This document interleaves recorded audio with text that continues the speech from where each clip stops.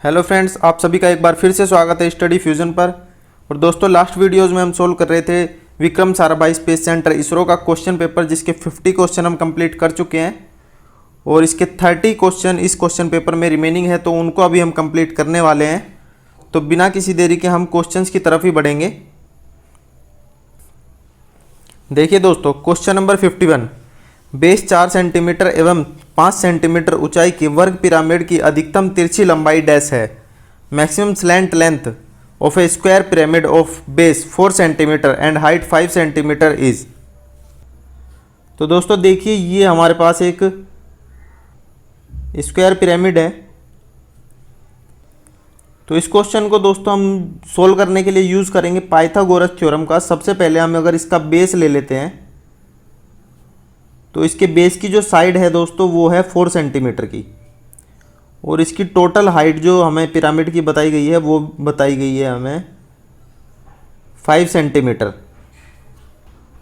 तो अगर स्क्वायर का ये पॉइंट है तो इस पॉइंट से लेके ये जो हाफ लेंथ होगी दोस्तों ये होगी 2 सेंटीमीटर।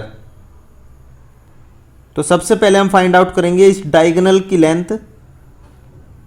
तो इसको सोल्व करने के लिए जैसे ये लाइन भी हमारे पास होगी 2 सेंटीमीटर। तो पाइथागोरस प्रमेय क्या होती है दोस्तों? आधार का स्क्वायर प्लस लंब का स्क्वायर इज इक्वल टू कर्ण का स्क्वायर। तो आधार का स्क्वायर 2 स्क्वायर प्लस लंब का square 2 square is equal to hypotenuse या कर्ण का स्क्वायर। तो दोस्तों ये हो जाएगा 2 का स्क्वायर 4 प्लस 4 8, और h के ऊपर से स्क्वायर इधर आ जाएगा तो ये हो जाएगा रूट। तो h हमारे पास मिल गया हमें √8, और सेंटर से हमें ये लेंथ अब हमें पता चल चुकी है। तो यहाँ पे एक बार फिर से हम पाइथागोरस थ्योरम अप्लाई करेंगे। तो हाइट हमारे पास है 5 सेंटीमीटर। तो आधार का स्क्वायर होगा दोस्तों √8 का स्क्वायर हमारे पास, प्लस करेंगे 5 का square is equal to hypotenuse का स्क्वायर। तो स्क्वायर से ये रूट चला जाएगा और ये दोस्तों हो जाएगा 8 + 25, और ये स्क्वायर इधर आके रूट हो जाएगा इज इक्वल टू h। तो इसको प्लस कर देंगे तो h इज इक्वल टू हमारे पास आएगा दोस्तों √33, जो होगी हमारे पिरामिड की स्लैंट हाइट। और ऑप्शंस में अगर देखते हैं तो ऑप्शन बी में हमें यहाँ पर आंसर दिया गया है √33। ऑप्शन बी होगा यहाँ पर करेक्ट आंसर। नेक्स्ट क्वेश्चन देखें, क्वेश्चन नंबर 52। 10 मीटर लंबी, 4 मीटर चौड़ी व 6 मीटर ऊंची टॉप ओपन टंकी बनाने के लिए अपेक्षित 2 मीटर चौड़ी सीट की न्यूनतम लंबाई कितनी है? What is the minimum length of sheet of 2 meter width required for making a top open tank of 10 meter long, 4 meter wide and 6 meter height? Options क्या है दोस्तों? ऑप्शन है 84 metre, option B 104 metre, option C 240 metre, या फिर option D 20 metre. तो दोस्तों हमारे पास एक टैंक है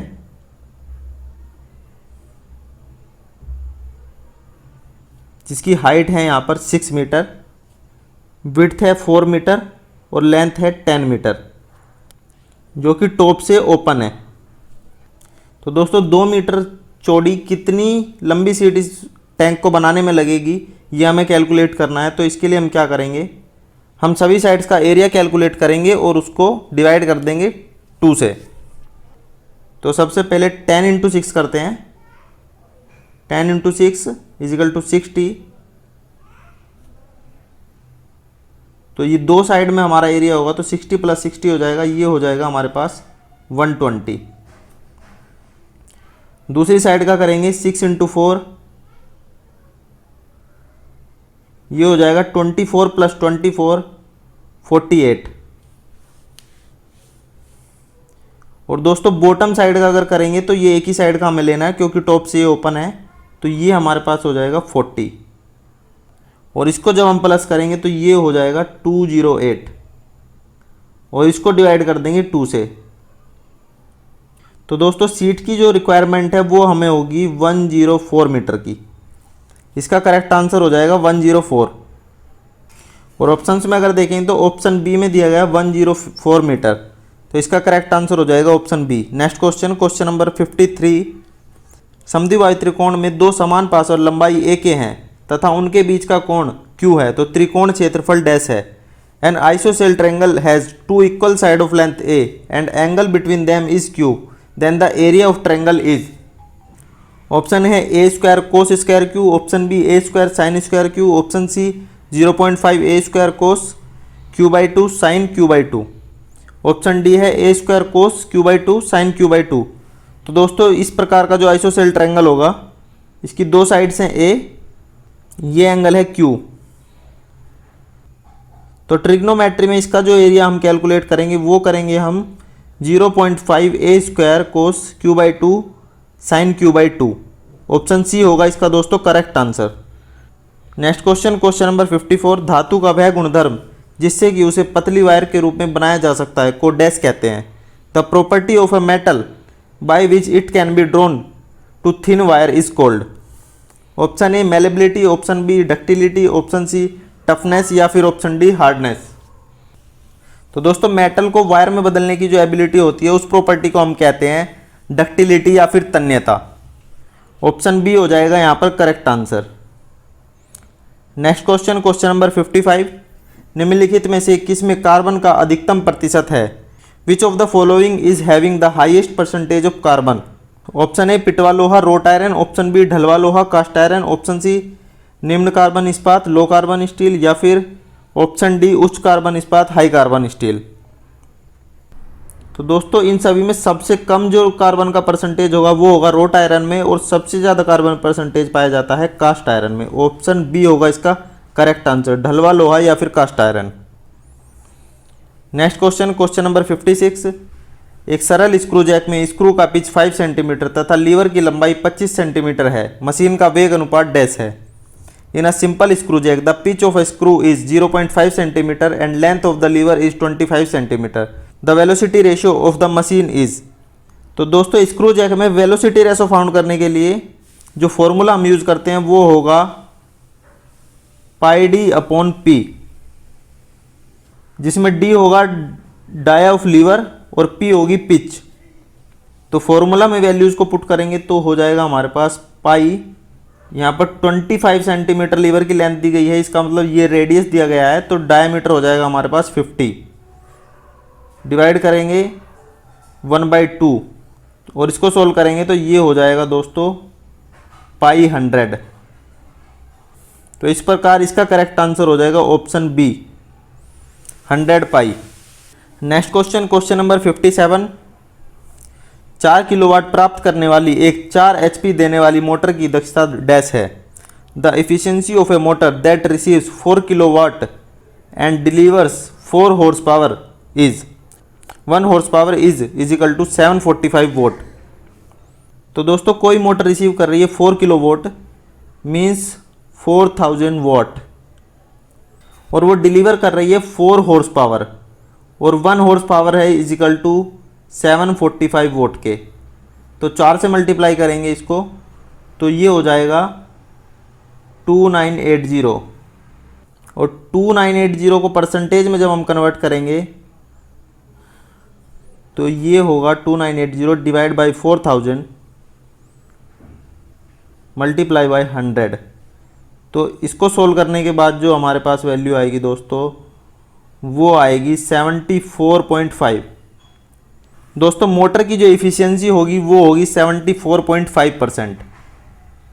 इस प्रकार इसका करेक्ट आंसर हो जाएगा option D 74.5%। Next question, question number 58। 8 centimetre के पासर वाले एक समबाहु त्रिकोण का क्षेत्रफल डैश है। Area of an equilateral triangle with one side 8 centimetre is. तो दोस्तों इक्विलैटरल या फिर समबाहु ट्रायंगल है हमारे पास जिसकी हर एक साइड 8 सेंटीमीटर। तो इसको सोल्व करने के लिए एक सिंपल हमें फॉर्मूला याद करना होता है जो होता है √3/4 साइड का स्क्वायर। तो साइड है हमारी यहाँ पर 8 सेंटीमीटर, और इसको अगर हम सोल्व करेंगे तो ये 8 × 8 हो जाएगा, 4 से ये 2 बार जाएगा, तो ये हो जाएगा √3 × 16, और यही होगा इसका करेक्ट आंसर। और ऑप्शन सी में अगर हम देखते हैं तो 16√3 सेंटीमीटर स्क्वायर, ये होगा हमारा ट्रायंगल का एरिया। ऑप्शन सी हो जाएगा इसका correct answer. Next question, question number 59। एक लोलक का उसके उच्च स्थान से निम्न स्थान में डालने पर उसकी गतिज ऊर्जा एवं स्थितिज ऊर्जा में क्या होगा? As a pendulum swings from highest to lowest position, what happens to its kinetic and potential energy? Option A स्थितिज ऊर्जा एवं गतिज ऊर्जा घटेगी, both potential energy and kinetic energy decreases. Option B स्थितिज ऊर्जा बढ़ेगी और गतिज ऊर्जा घटेगी, potential energy increases and kinetic energy decreases. Option C स्थितिज ऊर्जा घटेगी एवं गतिज ऊर्जा बढ़ेगी, potential energy decreases and kinetic energy increases. Option D है स्थितिज ऊर्जा एवं गतिज ऊर्जा दोनों बढ़ेंगी, both potential and kinetic energy increases. तो दोस्तों ये कोई पेंडुलम है और ये हाईएस्ट से लोएस्ट की तरफ आता है, तो इसकी एनर्जीज में क्या चेंजेस होंगे? दोस्तों ऊपर से नीचे की तरफ जब ये आएगा तो गतिज ऊर्जा इसकी बढ़ेगी और स्थितिज ऊर्जा जो है वो इसकी घटेगी। तो ऑप्शंस में अगर हम देखेंगे तो ऑप्शंस में ऑप्शन सी स्थितिज ऊर्जा घटेगी एवं गतिज ऊर्जा बढ़ेगी, potential energy decreases and kinetic energy increases, ये हो जाएगा इसका correct answer option C. Question number 60। 1,60,000 mm³ प्रस्तर का द्रव्यमान 0.4 किलोग्राम है, पदार्थ का घनत्व डैश है। Mass of 1,60,000 mm³ stone is 0.4 kg, density of the material is. Option A 0.0025 ग्राम पर सीसी, ऑप्शन बी 2.5 ग्राम पर सीसी, ऑप्शन सी 0.025 ग्राम पर सीसी या फिर ऑप्शन डी 0.25 ग्राम पर सीसी। तो अगर हम ऑप्शंस को देखें तो ग्राम पर सीसी हर एक क्वेश्चन में दिया गया है, तो हमें यूनिट्स को एमएम और केजी को ग्राम एंड क्यूबिक सेंटीमीटर में हमको कन्वर्ट करना पड़ेगा। तो डेंसिटी का जो दोस्तों फॉर्मूला होता है वो होता है density is equal to mass upon volume. तो मास हमें दिया गया है 0.4 kg और जब हम इसको ग्राम में कन्वर्ट करेंगे तो ये हो जाएगा दोस्तों 400 और इसको डिवाइड करेंगे वॉल्यूम से जो कि दिया गया 1,60,000 mm³ और इसको जब सेंटीमीटर में कन्वर्ट करेंगे तो 3 जीरोज इसकी कम हो जाएंगी, ये हो जाएगा 160 और इसको सोल्व करने पर हमारे पास जो आंसर आ जाएगा वो होगा 2.5 और इस प्रकार इसका करेक्ट आंसर हो जाएगा ऑप्शन बी 2.5 ग्राम पर सीसी। नेक्स्ट क्वेश्चन देखेंगे, क्वेश्चन नंबर 61। 20 डिग्री सेंटीग्रेड में धातु छड़ की लंबाई 100 सेंटीमीटर तथा 100 डिग्री सेंटीग्रेड में 104 सेंटीमीटर है। पदार्थ के अनुदैर्ध्य प्रसार का गुणांक डैश है। The length of a metal rod is 100 centimetre at 20 degree centigrade and 104 centimetre at 100 degree centigrade. The coefficient of linear expansion of material is. तो दोस्तों इस क्वेश्चन को करने के लिए हमें कोफिशिएंट ऑफ लीनियर एक्सपेंशन का फॉर्मूला हमें याद होना चाहिए, जो कि कुछ इस प्रकार है। डेल्टा एल यानी change in length is equal to alpha L1 delta T. इसका मतलब क्या है दोस्तों, अल्फा है हमारा coefficient of linear expansion, L1 है हमारी लेंथ जो स्टार्टिंग में है और डेल्टा टी है चेंज इन टेम्परेचर। तो इस फॉर्मूला में हम वैल्यूज़ को पुट करेंगे तो चेंज इन लेंथ हमारा क्या हुआ दोस्तों, 100 से 104 सेंटीमीटर हो गया, तो चेंज इन लेंथ है हमारा 4 is equal to coefficient of linear expansion हमें फाइंड आउट करना है। लेंथ 1 है हमारे पास 100 और चेंज इन टेम्परेचर जो दोस्तों हुआ है वो हुआ है 20 डिग्री से 100 डिग्री मीन्स 80। तो दोस्तों 100 एंड 80 ये मल्टीप्लाई होके जाएगा 4 के डिवाइड में। तो इसको सोल्व करने के बाद जो अल्फ़ा की वैल्यू दोस्तों हमारे पास आ जाएगी वो हो जाएगी हमारे पास 0.0005। तो दोस्तों पॉइंट के बाद 30 एंड 5 पर डिग्री सेंटीग्रेड होगा हमारा कोफिशिएंट ऑफ लीनियर एक्सपेंशन। और अगर ऑप्शंस में हम देखेंगे तो यहाँ पर ऑप्शन बी में 0.0005 पर डिग्री सेंटीग्रेड दिया गया है, तो ऑप्शन बी हो जाएगा इसका correct answer. Next question, question number 62। एक आरेखण में 1 किलोमीटर की त्रिज्या वृत्तीय क्षेत्र को दर्शाने हेतु 100 मिलीमीटर व्यास के एक वृत्त को आरेखित किया गया है। आरेखण का स्केल डैश है। In a drawing a circle of dia 100 mm is drawn to represent a circular field of radius 1 kilometre. The scale of the drawing is. तो यहाँ पे दोस्तों ध्यान देने वाली बात क्या है कि यहाँ पे डाया 100 है और जो 1 किलोमीटर दिखाया गया वो बताया गया हमें रेडियस।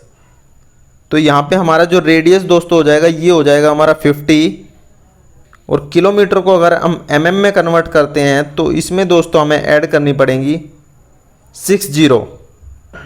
तो एक जीरो से एक जीरो चली जाएगी और ये इसका रेशियो हो जाएगा 1:2 टाइम्स 0। तो 1:20,000 इसका करेक्ट आंसर होगा। ऑप्शंस में देखते हैं तो ऑप्शन सी में यहाँ पे ये ऑप्शन दिया गया है, ऑप्शन सी हो जाएगा इसका correct answer. Next question, question number 63। 10 millimetre मध्य ग्रेड के रैखिक आयाम के लिए विवृत सहायता डैश के अंदर है। Open tolerance for a linear dimension of 100 mm medium grade is with in. तो दोस्तों ओपन टॉलरेंस की एक पूरी टेबल होती है जिसमें फाइन, मीडियम और कोर्स ग्रेड के अकॉर्डिंग अलग अलग हम टॉलरेंस की उसमें लिमिट दी गई है। तो दोस्तों 100 mm की डायमेंशन के लिए हम जो मैक्सिमम मीडियम ग्रेड के लिए टॉलरेंसिंग दे सकते हैं वो होगी हमारी ±0.3 मिलीमीटर। ऑप्शन ए हो जाएगा यहाँ पर correct answer. Next question, question number 64। Base B व तुंगता एच से युक्त एक समद्विबाहु त्रिभुज का केंद्रक शीर्ष से डैश की दूरी पर स्थित है। The centroid of an isosceles triangle with base B and altitude h is located at a distance of dash from the vertex। देखिए दोस्तों ये एक ट्रायंगल है जिसका बेस B है और हाइट है h, और इसका हमें सेंट्रोइड बताना है वर्टेक्स से। ये ऊपर वाला पॉइंट होता है दोस्तों वर्टेक्स। तो वर्टेक्स से केंद्रक या सेंट्रोइड फाइंड आउट करने के लिए जो सिंपल एक फॉर्मूला हम यूज करते हैं 2/3h। ऑप्शन बी होगा यहाँ पर इसका correct answer, 2h/3। Next question, question number 65। दिखाए गए चित्र के अनुसार 1 किलोग्राम द्रव्यमान एवं 5 सेंटीमीटर त्रिज्या का एक गोलाकार बॉल 0.5 किलोग्राम एवं 50 सेंटीमीटर की लंबाई से पतले छड़ से आबद्ध है। छड़ के मुक्त छोर से x की दूरी पर स्थित क्षुरधार पर गोलक से युक्त यह छड़ समस्थरीय रूप से संतुलित हो जाएगा। x का मान डैश है। A spherical ball of mass 1 kg and radius 5 cm is attached to a thin rod of mass 0.5 kg and length 50 cm as shown in figure. This rod with sphere will balance horizontally on a knife edge placed at distance x from the free end of the rod. The value of x is। तो इस question को solve करने के लिए दोस्तों हम क्या करेंगे, इस रोड को हम लेंगे दोस्तों 60 सेंटीमीटर की एक रोड, 50 सेंटीमीटर प्लस जो 5 सेंटीमीटर का रेडियस है वो डायमीटर में हो जाएगा डबल, तो ये हो जाएगा 10, 50 + 10 हो जाएगा 60 सेंटीमीटर। तो ये एक रोड है और इसके रोड के 50 सेंटीमीटर के मिडल में एक फोर्स लग रही है 0.5 की, और दोस्तों इसके एंड में जो बॉल का वेट लगेगा वो भी 10 सेंटीमीटर के मिडल में लगेगा, तो वहाँ पे लग रहा है 1 kg। तो हमारे पास ये जो डिस्टेंस होगा ये होगा 25, उसके बाद यहाँ पे एक डिस्टेंस होगा वो होगा 25, फिर जो बचेगा वो होगा 10, और ये हमारा जो रोड है ये बैलेंस है यहाँ पे कहीं पे, तो इसके बीच का जो डिस्टेंस होगा ये होगा दोस्तों d। तो सबसे पहले हम क्या करेंगे, d को फाइंड आउट करेंगे। तो यहाँ पर दोनों फोर्स के बीच का जो डिस्टेंस है वो है 30। तो इसको सोल्व करने के लिए हम क्या करेंगे, 0.5 इंटू d इजिकल टू होगा यहाँ पर 30 - d मल्टीप्लाई बाई 1। दोस्तों इसको बोलते हैं मूवमेंट, ये दोनों मूवमेंट होंगी बराबर।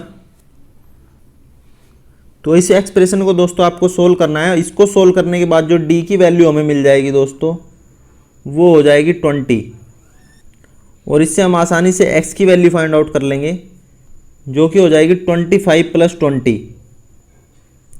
ये हो जाएगी हमारी एक्स की वैल्यू जो होगी 45। और दोस्तों ऑप्शंस में अगर आप देखेंगे तो 45 दिया है ऑप्शन सी में, 45 सेंटीमीटर, ये हो जाएगी एक्स की value. Next question, question number 66। 52 खेलने वाले कार्ड के एक सेट में से एक कार्ड लेने पर काला कार्ड प्राप्त करने की संभाव्यता डैश है। Probability of getting a black card when a card is drawn from a set of 52 playing card is. Option A है 1/52, ऑप्शन बी 1/2, ऑप्शन सी 1/13 या फिर ऑप्शन डी 1/26। तो दोस्तों ब्लैक कार्ड कितने होते हैं उसमें 52 में से 26 जो होते हैं वो ब्लैक होते हैं और 26 होते हैं रेड। तो इसका सिंपली हम आंसर कैसे प्राप्त करेंगे, इसमें 26 को हम डिवाइड कर देंगे टोटल नंबर ऑफ कार्ड से, 26/52। तो इसका करेक्ट आंसर हो जाएगा दोस्तों 1/2, ऑप्शन बी 1/2 होगा इसका correct answer. Next question, question number 67। यदि एक पिंड के वेग को दुगना कर दिया जाता है तो उसकी गतिज ऊर्जा डैश हो जाएगी। If a velocity of a body is doubled it's kinetic energy. Option ए दुगनी हो जाएगी, गेट्स डबल्ड। ऑप्शन बी आधी हो जाएगी, बिकम हाफ। ऑप्शन सी परिवर्तन नहीं होगा, डज नॉट चेंज। या फिर ऑप्शन डी चौगुनी हो जाएगी, बिकम 4 टाइम्स। तो दोस्तों जब भी किसी बॉडी की वेलोसिटी डबल होती है तो उसकी काइनेटिक एनर्जी 4 टाइम्स बढ़ जाती है। तो इस प्रकार इसका करेक्ट आंसर हो जाएगा ऑप्शन डी, चौगुनी हो जाएगी, becomes 4 time, option D. Question number 68। एक घड़ी 9.5 घंटा दिखाती है। सही घड़ी में घंटा व मिनट की सुई के बीच के कोण का माप डैश है। A clock shows a time 9:30 hour. The measure of the exact angle between the hour and minute hand of the clock is। Option A 90 degree, option B 75 degree, option C 120 degree या फिर option D 105 degree. तो दोस्तों ये aptitude का question है, तो इसके लिए हम फॉर्मूला जो यूज़ करते हैं वो होगा दोस्तों theta is equal to 30h minus 11/2m। यहाँ पर h होगा आर और m होगा मिनट और थीटा होगा एंगल। तो यहाँ पे सिंपली वैल्यू पुट कर देंगे। h की जगह हम पुट करेंगे 9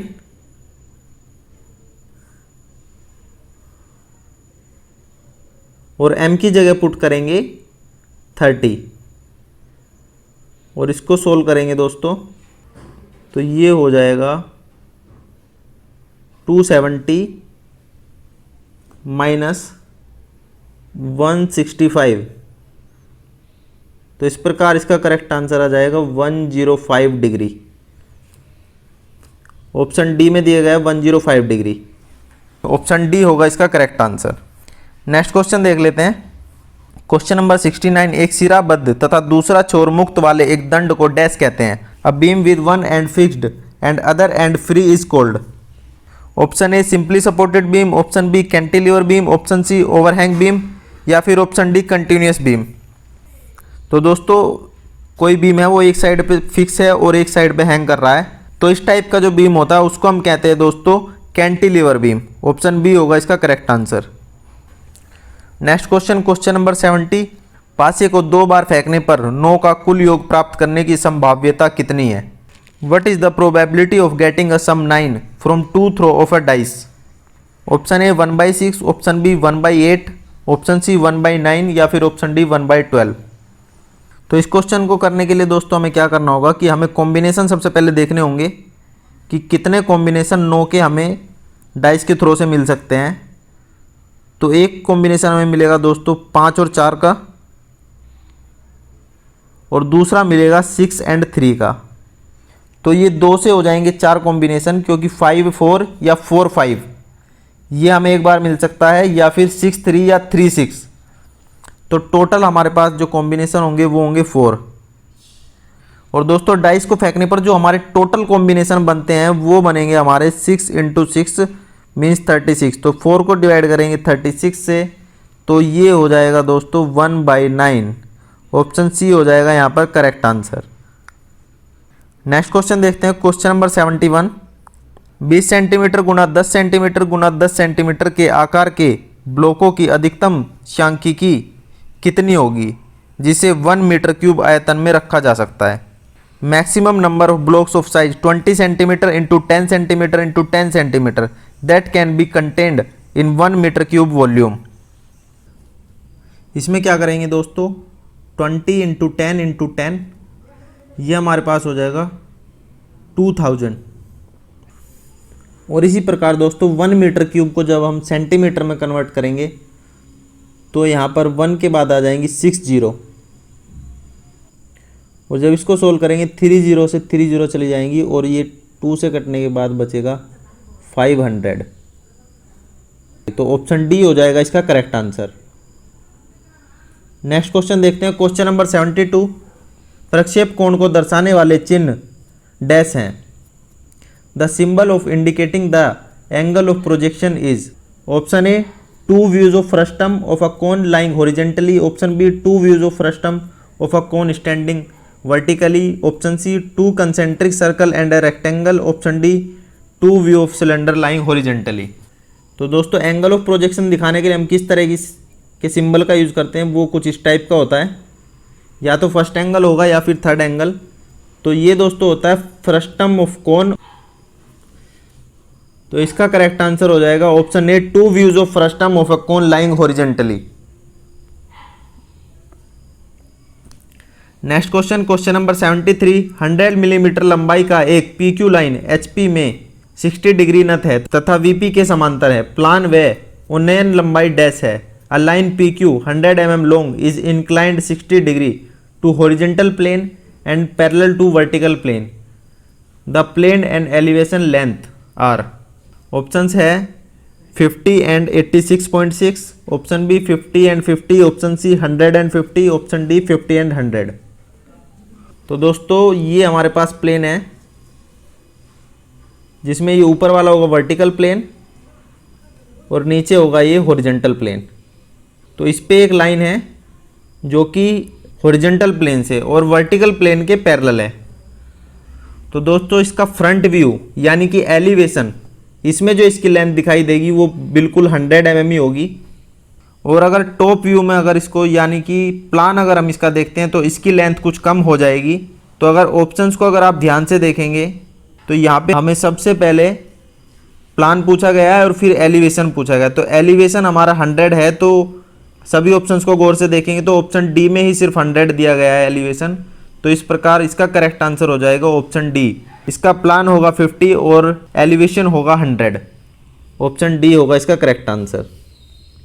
next question, question number 74। Engineering आरेखन में प्रयुक्त स्केल के RF का मतलब डैश है। RF of a scale used in engineering drawing means. Option A representative fraction, option B reduced fraction, option C reduction fraction, या फिर ऑप्शन डी रिकमेंडेड फ्रैक्शन। तो RF की फुल फॉर्म क्या होती है दोस्तों, रिप्रेजेंटेटिव फ्रैक्शन। ऑप्शन ए होगा इसका correct answer. Next question, question number 75। Millimetre में A3 आरेखन सीट का समाकृतित आकार डैश है। Trimmed size of A3 drawing sheet in mm is. तो दोस्तों इसके लिए हमें सिंपली सीट्स के साइज याद करने होंगे। इसका मेथड मैंने अपनी एक वीडियो में ही बताया, तो आप उसको ढूंढ के चैनल पे उसे भी आप देख सकते हैं। इसका यहाँ पर करेक्ट आंसर हो जाएगा 297 इंटू 420 यानी कि ऑप्शन बी। नेक्स्ट क्वेश्चन देखेंगे, क्वेश्चन नंबर 76। आरेखन में गोलक त्रिज्या का चिन्ह डैश है। Sphere radius is represented in drawing bye symbol. Sphere radius दोस्तों किस चीज से हम रिप्रेजेंट करते हैं, वो हम करते हैं दोस्तों SR से। ऑप्शन डी होगा यहाँ पर correct answer. Next question, question number 77। कौन सी युक्ति गलत है? Which one is the false statement. Options को देखते हैं दोस्तों। ऑप्शन ए समबाहु त्रिकोण में सभी पार्श्व समान हैं। Equilateral triangle has all side equal. तो ये स्टेटमेंट दोस्तों करेक्ट है। ऑप्शन बी समबाहु त्रिकोण में सभी कोण समान हैं। Equilateral triangle has all angles equal. ये ऑप्शन भी करेक्ट है दोस्तों। ऑप्शन सी देखते हैं, विषमबाहु त्रिकोण में दो पार्श्व समान हैं। Scalene triangle has two side equal. दोस्तों ये स्टेटमेंट होगी गलत। एक बार ऑप्शन डी भी देख लेते हैं, विषमबाहु त्रिकोण में सभी पार्श्व असमान हैं। Scalene triangle has all side unequal.